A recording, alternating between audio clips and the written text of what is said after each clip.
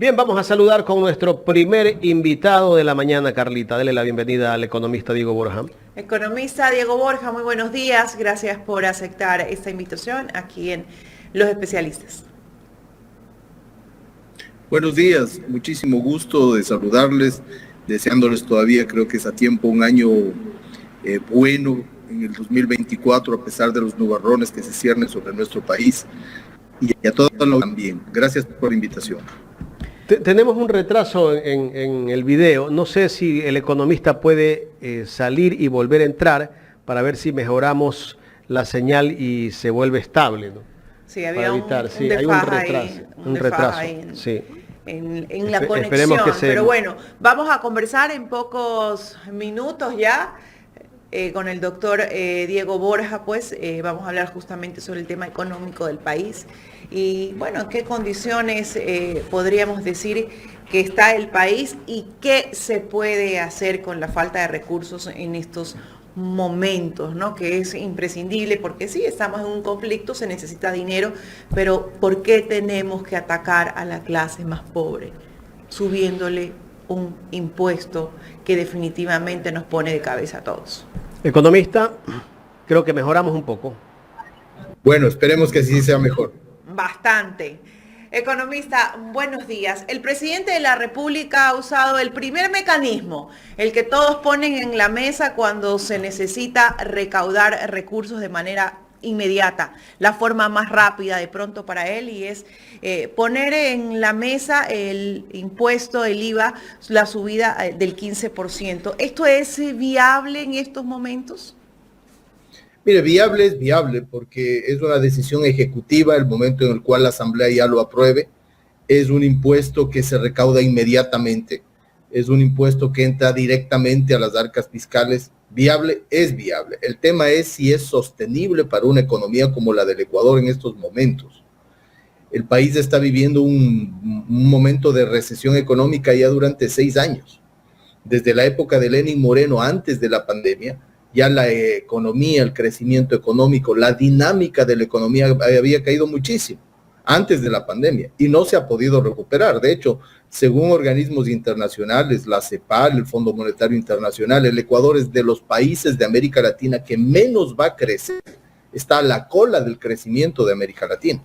Y en esas condiciones, sin considerar la situación social y económica que tiene el país, ejemplo, 1 de cada 3 ecuatorianos solamente tiene empleo adecuado. 27% de ecuatorianos en general está en situación de pobreza. 46% de ecuatorianos en pobreza en el agro, en las zonas rurales. 11% de extrema pobreza. En esas condiciones, imponer un impuesto regresivo, porque el IVA grava el consumo, grava a todo el mundo, independientemente del ingreso. No importa si usted gana 10,000 o gana 1,000, todos pagamos lo mismo porque es un impuesto al consumo. Evidentemente hay algunos productos de la canasta básica que están exentos, pero en general grava el consumo. Entonces es un impuesto regresivo que lo pagan todos y en esas condiciones la sostenibilidad económica de las familias se vuelve mucho más complicada. En un ingreso de $1,000, digamos, en general, salvando algunos productos de la canasta básica, como decía, se pagaría $150 de IVA. Entonces estamos hablando de una cifra importante para la mayoría de los ecuatorianos. Ok, entonces definitivamente este es un impuesto que afectaría a esa clase media si es que aún hay, ¿no? Y sobre todo pues a los que menos tienen. Pero hay alternativas, se han planteado algunas alternativas. ¿Con cuál de estas alternativas usted comulga, economista? Mira, hay muchas alternativas, no solo una. Hay la posibilidad de gravar el impuesto a quien más tiene. Es decir, a los ingresos, a los patrimonios, a las utilidades mayores que hay en el país.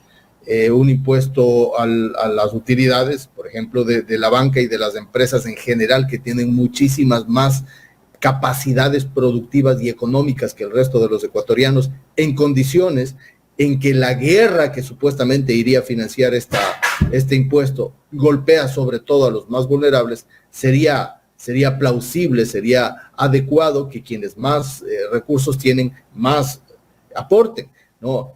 Ahí están las utilidades, están los patrimonios, están los ingresos. Está un tema que el gobierno lo ha dejado de lado, que es el tema petrolero. El Ecuador sigue siendo un país petrolero, ¿no? El Ecuador sigue dependiendo de los ingresos del petróleo. De hecho, al fisco le alimentan dos grandes rubros. Por un lado los impuestos y por otro lado los ingresos petroleros. Y acá hemos visto una política petrolera ya desde hace varios años bastante deprimida también, sin inversión, sin capacidad de comprar servicios, con unos esquemas de contratación petrolera que no le benefician al Estado. Entonces, ese ámbito sigue siendo importante. Y es un ámbito en el cual todos los ecuatorianos podemos gozar, digámoslo así, del recurso natural básico que además en poco tiempo será sustituible, como es el petróleo. Entonces, ahí hay un elemento crucial para poder obtener también recursos para la inversión que requiere el Estado en este proceso, no solamente del enfrentamiento policial y militar, que es importante, ¿no? En algún sentido, detener militarmente a las bandas criminales es importante, pero adicionalmente hay que dar alternativas económicas, hay que dar alternativas sociales para que tampoco florezca una economía criminal que está floreciendo en el país.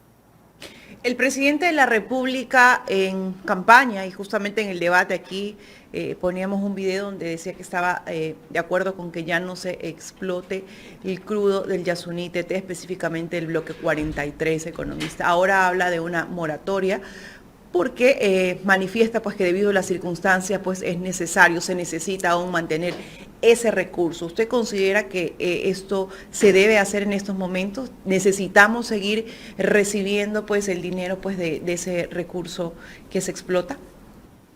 Bueno, aproximadamente lo que se dejaría de recibir son los 1.300 millones de dólares, que por otro lado han calculado que sería lo que produzca los 3 puntos de aumento en el IVA. Estamos hablando de un TAS con TAS, digámoslo así. Recordemos, la consulta sobre el Yasuní se hizo de una manera malintencionada por parte de Guillermo Lasso. En un momento determinado de su ya decaído gobierno, él quiso salir más o menos bien librado y tener una buena imagen frente sobre todo a la población joven vendiéndole el cuento de que lo que iba a pasar es que ya no se iba a explotar el Yasuní. Eso no es cierto. Él ya se venía explotando una parte del ITT, no en la zona protegida, no en la parte que ya se venía explotando, y eso producía alrededor de 55,000 barriles diarios. Cerrar esos pozos tiene un costo para el país. Hay analistas petroleros que hablan de entre 500 y 800 millones de dólares de costo para cerrar esos pozos. ¿De dónde va a sacar el país esa plata en estas condiciones? Y dejar de recibir esos ingresos en estas condiciones también es un golpe adicional a los problemas fiscales que tiene el Ecuador. Entonces, partiendo de que fue una consulta malintencionada para salir bien librado él, pero dejarle al país con más problemas de los que ya le dejó, entonces lo que está proponiendo Noboa creo que es adecuado, es decir, una moratoria a la decisión popular, ¿no?, de no explotación del Yasuní, hasta poder salir de esta crisis de seguridad, de esta crisis fiscal, de esta crisis social. O sea, en esto no hay que olvidarnos. El tema de la seguridad está muy ligado al problema social. En muchos países de América Latina, de la región, que han sufrido procesos desintegradores por violencia, ¿no?, una alternativa para salir de eso ha sido la política social activa en educación, en arte, en deporte, en investigación, en alternativas que permitan a esa población que ve posibilidades en la economía criminal, darle alternativa para salir de ese hueco terrible que conduce a niveles de desintegración general de la sociedad. Economista, yo he escuchado a varios economistas de la línea progresista que recomiendan volver al 5% a la salida de divisa, e incluso por ahí el economista Marco Flores dice aumentarle un punto más, que podría ser el 6%, y ahí podríamos tener una gran cantidad de recursos que podrían ayudar a solventar los gastos que hay en este momento, o que se van a dar por el tema de la guerra al terrorismo. Pero el gobierno habla de que son más de 1.000 millones de dólares o 1.020 millones de dólares lo que hay que gastar. ¿Esas cifras que nos da el gobierno son cifras reales o son supuestos nada más? Los cálculos que hace el gobierno sabrá cómo los hace, pero digámoslo a grosso modo, ¿no? En un primer momento hablaron de que la necesidad fiscal era muy alta. Más o menos los cálculos que hacían eran los siguientes: 2.200 millones de dólares de deuda con el IES, 1.700 millones de dólares de deuda con los gobiernos locales, 700, 800 millones de deuda con proveedores. Entonces ahí estábamos ya hablando de una cifra por sobre los 4.500 millones de dólares, ¿no? Y si a eso usted le añade las necesidades que pueden generar un estado de excepción, ¿no?, de enfrentamiento con estas bandas criminales, etcétera, estamos hablando de más de 5.000 millones de dólares de necesidad de financiamiento, sin contar con las necesidades que va a tener el Estado para cubrir las amortizaciones de la deuda que se vence en este año. Entonces, en general, si calculamos la necesidad de financiamiento del Estado, estaríamos en unos 10.000 millones de dólares. Entonces, financiar 10.000 millones de dólares con una sola fuente, que es gravándole a la gente que menos tiene, no es sostenible. No es sostenible. Entonces, hay que ver varias fuentes. Una de esas, cuando yo hablo de impuestos que no sean regresivos, uno de esos, por ejemplo, es el ISD. ¿Por qué? Porque grava a quienes importan, a quienes sacan capitales, ¿no? Y no necesariamente, más bien dicho, en su generalidad, no sacan capitales y no importan los grupos más vulnerables. Entonces, ese, por ejemplo, no es un impuesto regresivo. El gobierno no se decide por aumentar el ISD. ¿A quiénes afecta ese impuesto? Como le decía, básicamente a quienes sacan capitales, ya sea porque salen los capitales del país o porque se importan, porque el ISD grava también a la importación. Entonces, bueno, ahí podría haber una corrección del impuesto, no gravar a ciertos bienes de importación que son necesarios, no a los bienes de capital, a las materias primas, a ciertos componentes necesarios. Esa corrección se puede hacer, ¿no? Y gravar solamente a la salida de capital. Pero también dicen que se ausenta la inversión extranjera. La pregunta es, ¿y cuánto en inversión extranjera ha venido desde que Guillermo Lasso empezó a bajar el ISD? No, eso es un cuento absoluto. La inversión extranjera no viene porque no haya la disminución del ISD. No es así. La inversión extranjera no viene porque es un país peligroso. La inversión extranjera no viene porque no es una economía que está creciendo, porque no es una economía que está empleando, que está consumiendo. No, por esas razones que son más bien de orden de política económica, que son de orden de política de seguridad, no porque hay aquí este impuesto. Incluso en condiciones en las que hay una economía floreciente, por más que haya impuestos de economía, la inversión viene. Ahora, a la que hay que atraer básicamente no es a la inversión extranjera, sino a la inversión nacional. Ahora, el presidente de la República en campaña, él apoyó el cierre del ITT, pero ya vemos que ahora tomó otra postura. Y nosotros en este espacio sí anunciamos las consecuencias que iba a traer esos 1.000 millones de dólares, porque son 1.000 millones de dólares que deja de percibir el Estado de la explotación del ITT. Y ahora él dice, quiero una moratoria. ¿Esa moratoria se puede dar o no se puede dar? ¿De quién depende, economista? Mire, si hacemos los cálculos que les estoy haciendo ahorita aquí con el computador, son 55,000 barriles diarios a un precio, digamos, de $70 del barril. Por 30 días y por 12 meses estamos hablando de 1.380 millones de dólares. O sea, ese es el ingreso que se dejaría de percibir, 1.380. No quiere decir que todo es neto, porque hay unos costos ahí, pero digamos que en términos netos estamos hablando de alrededor de 1.000 millones de dólares, pero son 1.300 millones de dólares de ingreso que también permiten un juego de caja al gobierno. Entonces, es una cifra importante. Y si a eso añade usted los costos para cerrar esos pozos, estamos hablando de una cifra enorme de pérdida, ¿no?, o dejar de percibir para el Estado, y de costo real para cerrar esos pozos. Entonces, una cosa es con guitarra y otra con violín. Noboa dijo que estaba de acuerdo con esa pregunta, era por un tema de carácter político, ¿no? Pero en un momento determinado se da cuenta de que la situación económica es complicada y por tanto tiene que modificar su postura. ¿Cómo va a ser el presidente de la República, economista? Porque mucha gente se está olvidando de las ofertas de campaña que hizo Daniel Noboa.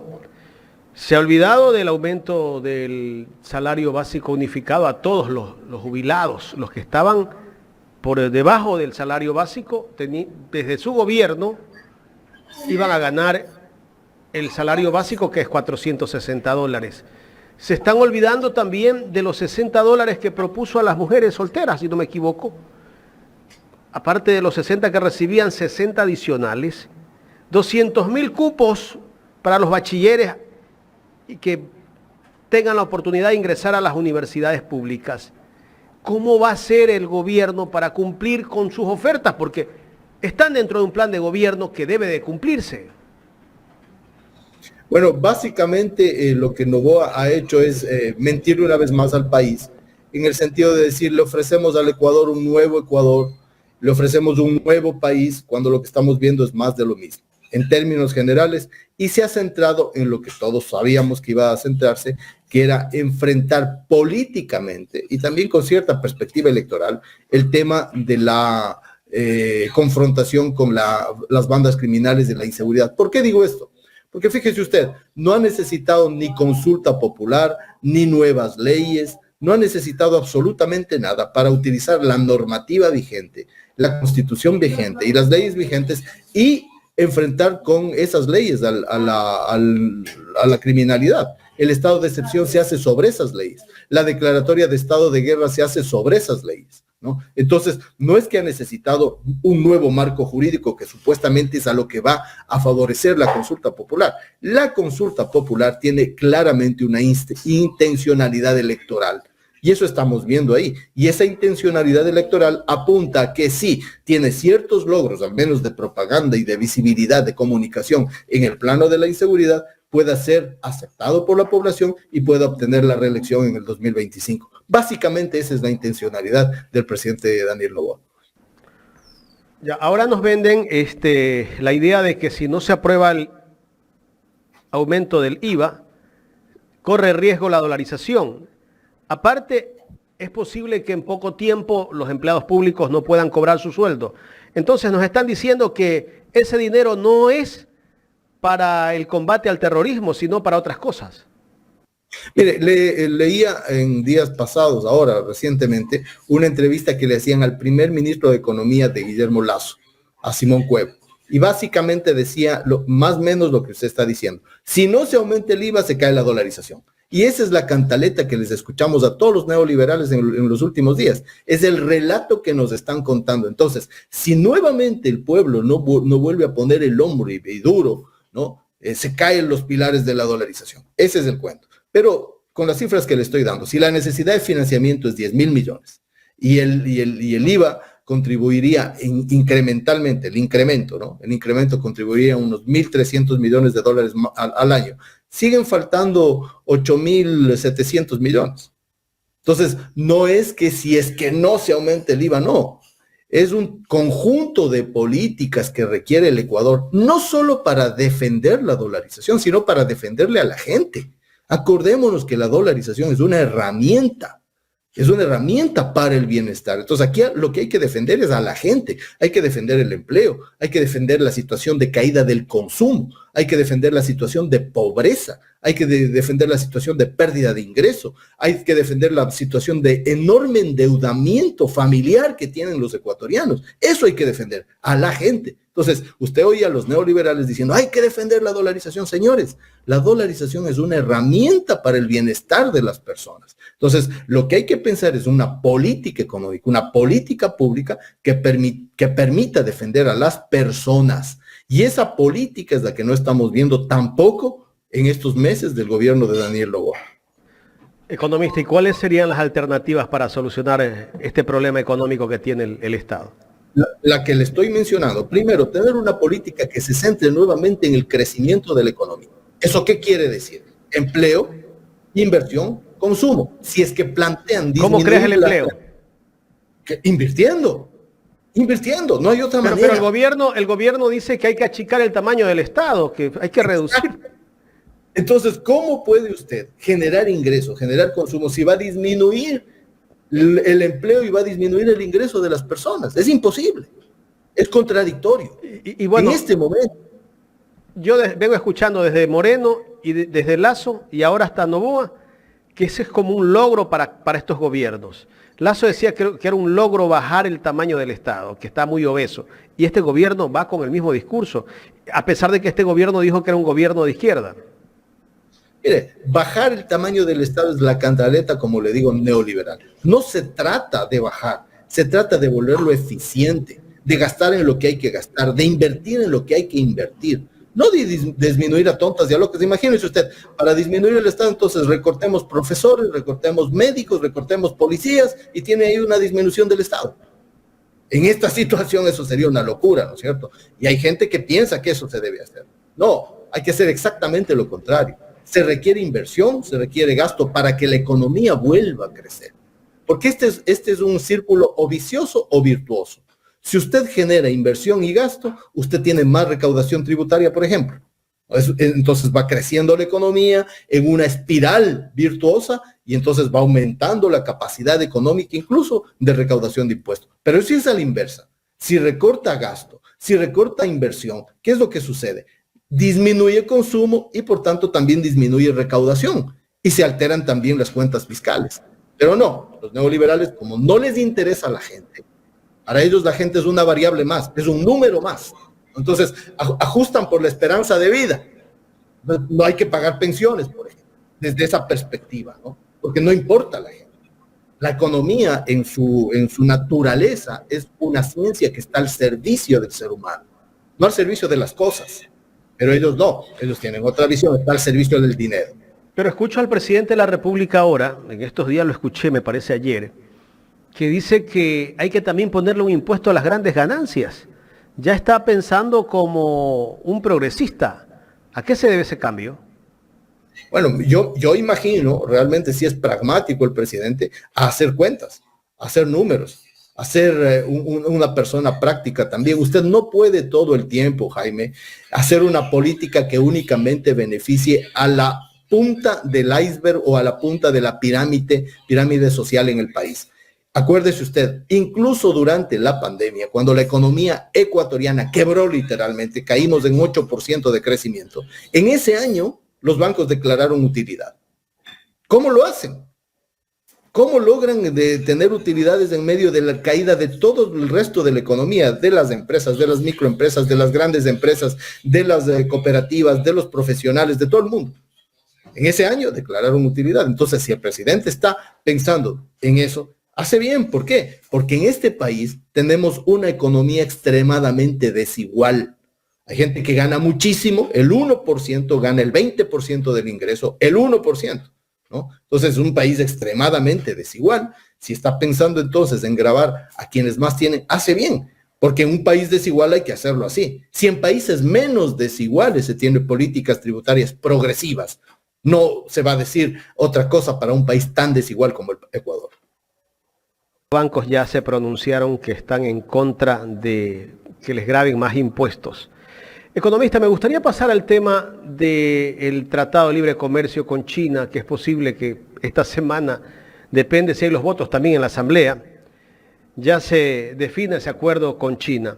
¿Qué criterio merece? ¿Esto es conveniente para el país, este Tratado de Libre Comercio con China, o sería contraproducente? Mire, en primer lugar vale decir lo siguiente. Usted recordará en la campaña de Guillermo Lasso cómo se denostó a China. O sea, virtualmente las relaciones que se habían establecido en el gobierno del presidente Correa con China eran diabólicas, ¿no? Eran demoníacas para la campaña presidencial de Lasso. Llega al gobierno, por eso decir una cosa es con guitarra y otra con violín, y entonces empiezan las negociaciones comerciales que terminan en un tratado de libre comercio y también las negociaciones financieras que permitieron un alivio de la deuda del Ecuador con China. Ya no era entonces demoníaco. ¿Por qué? Porque es la utilización de ciertos clichés, ¿no? También para los objetivos electorales. En estas condiciones lo que hay que ver es la letra pequeña del tratado. He escuchado a especialistas en los temas de ambientales sobre todo, y eso es lo que más me preocupa en el tratado con China, que ese tratado permitiría al Ecuador convertirse en el basurero de ciertas industrias chinas. Eso, por ejemplo, es totalmente contraproducente para el país, por más que eso signifique un ingreso de dinero. Entonces, ingreso de dinero a cambio de basura, no necesitamos en este momento más basura en el Ecuador, ¿no es cierto? Pero por otro lado, tener relaciones comerciales con China es extremadamente importante para el país. Tener relaciones de inversión con China es extremadamente importante. Tener relaciones de intercambio tecnológico con la segunda potencia industrial del mundo es importante. Entonces, no todo el tratado es malo, no todo el tratado es bueno, y lo que correspondería a la Asamblea es señalar esos puntos para ver, porque ya está negociado, para ver si se pueden modificar y poder, ojalá, tener un buen tratado comercial con la República Popular China. Economista, quisiera preguntarle, estoy con el micrófono, quisiera preguntarle un tema. Una de las cosas que se tornan álgidas es cuando se nombra el tema de quitarle el subsidio a los combustibles. Incluso escuchábamos al señor Issa, ¿no? Ponerlo también en la mesa. ¿Cuál es su opinión sobre esto? A ver, en primer lugar, yo creo que también en este programa, generosamente, cuando discutíamos de esto, tuvimos una entrevista al respecto. Vale recordar lo siguiente. Se habla mucho aquí del subsidio a los combustibles. ¿Qué es el famoso subsidio en su contenido? Ojalá sea lo más pedagógico para todas las personas que nos ven y que nos oyen, ¿no? Básicamente aquí hay una comparación entre los precios de los combustibles a nivel nacional, a nivel doméstico, con los precios de los combustibles a nivel internacional, normalmente con los Estados Unidos. Se comparan los precios de los combustibles en el Ecuador con los precios de los combustibles en los Estados Unidos. He visto también en los últimos días comparaciones con Colombia y Perú, pero básicamente es la comparación con los precios de los Estados Unidos. ¿Y cómo se hace el cálculo? Entonces dice, bueno, la gasolina en el Ecuador se vende a $2.30, a $2.50, digamos, en los Estados Unidos se vende a $3.30, a $3.50, $1 de diferencia. Ese dólar de diferencia supuestamente es del subsidio. Ese cálculo es un cálculo interesado y equivocado desde mi punto de vista. ¿Por qué? Porque no está considerando los costos de los combustibles para nosotros, los ecuatorianos, que tiene dos componentes. El uno es el costo de refinación de nuestro propio petróleo en nuestras propias refinerías y el otro es el costo añadido que tiene que ver con los combustibles que se importan. Entonces, ahí debe haber un cálculo diferente para saber si efectivamente hay un subsidio desde la perspectiva de nuestros recursos, no desde la comparación con economías foráneas, donde no se tienen en cuenta, por ejemplo, los niveles de ingreso que hay en esas economías, que son muchísimo más altos que los niveles de ingreso en el país. Entonces, ese es el primer cuestionamiento, la forma de calcular el subsidio, ¿no? Porque probablemente con una forma real de los costos que nosotros tenemos, o no haya subsidio o el subsidio baje considerablemente. Si es que hubiera subsidio con esa modalidad diferente de cálculo, entonces ahí sí, con otros números, porque aquí hablan de 4,000 millones de dólares de subsidio, con otros números podríamos entrar a discutir cómo subsidiar a los que más necesitan y no hacer una disminución generalizada de aumentos de precios de combustibles sin considerar las situaciones de ingreso y de consumo que tienen hoy día la población y que son extremadamente vulnerables. Economista, para finalizar, recordemos que la ley de reforma tributaria, denominada Ley de Eficiencia Económica y Generación de Empleo, fue aprobada por la Asamblea. No fue la primera ley que envió el presidente Daniel Noboa con el objetivo de generar empleo y sobre todo pues a ese sector de la población joven. En este momento y en las condiciones que estamos, ¿usted cree que sirvió de algo o va a servir de algo? Bueno, como habíamos señalado en su momento, esa ley era una ley más bien saludo a la bandera. ¿Por qué? Porque se están planteando formas de crecimiento del empleo, sobre todo para jóvenes, con políticas que van en contrasentido, totalmente en contrasentido. Si usted tiene una política de disminución de inversión, una política de disminución de gasto, expulsando trabajadores del Estado, por ejemplo, ¿cómo va a generar una economía que atraiga, que capte el empleo joven? ¿Quién va a emplear? ¿Qué empresa va a emplear si está viendo que sus ventas han disminuido? Si el consumo de los ciudadanos respecto de sus productos o servicios han disminuido, no tiene sentido invertir si hay disminución de consumo de lo que se está produciendo. Entonces, y decía yo en ese momento, era un saludo a la bandera básicamente con el objetivo, y ahí se ve claramente, el objetivo de esa ley fue la remisión de multas, recargos de intereses para los empresarios, sobre todo, que no habían pagado sus deudas con el IES, con el CRI. Básicamente ese fue el objetivo, y ese es una cifra importante. Estábamos hablando en esos momentos que el SRI hablaba de que eso implicaba dejar de cobrar, olvidarse de 2.300 millones de dólares aproximadamente. Pues, por ejemplo, ahí tiene usted otra fuente de ingreso. Si nosotros vemos que esas deudas sí son cobrables, ahí usted tiene un ingreso importante. Dejar del Estado cobrar las deudas es dar una mala señal. ¿Por qué? Porque la gente que sí paga es la gente tonta, es la gente pendeja, discúlpenme la palabra, y los que no pagan son los vivísimos a los que siempre se les está haciendo concesiones. Economista, ¿usted no cree que el presidente debería poner el ejemplo y decirle a los que manejan la corporación Noboa que paguen también esos impuestos que le deben al Estado? Sin lugar a dudas. Y mire, Jaime, muy buena su pregunta, porque sería lo mismo que pasó con Lasso.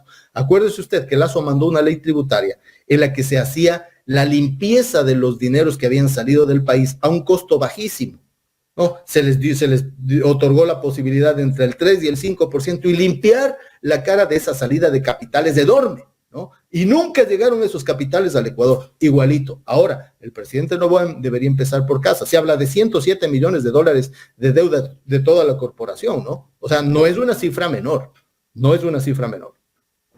Usted sí escuchó al director del SRI del gobierno de Lasso, que hace poco dijo que no se le podía cobrar a la corporación Noboa porque resulta que no tienen bienes acá.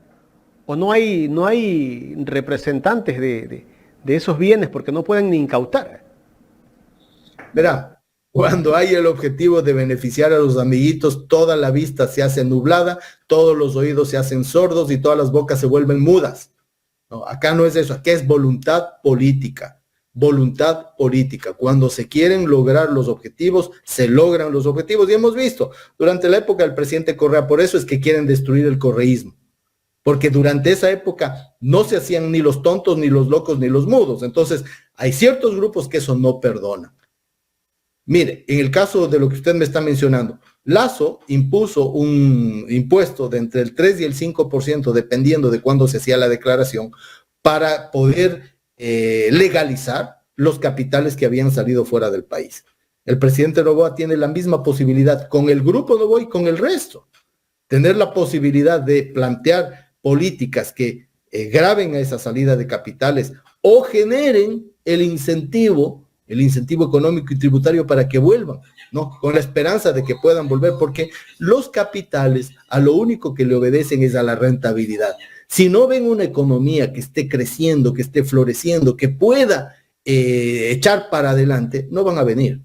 Entonces, aquí el objetivo del presidente, si realmente quiere ser consecuente con lo que le planteó al país en campaña, que era un nuevo Ecuador, debería ser plantearse la posibilidad de volver a tener dinamismo económico en el Ecuador, que no lo vemos, que no lo estamos viendo en sus políticas iniciales. Economista, quiero agradecerle por aceptar conversar con Ecuador en Directo. A usted muchísimas gracias, Jaime. El economista Diego Borja, ex ministro de Finanzas, conversando con Ecuador en Directo en esta mañana. Gracias.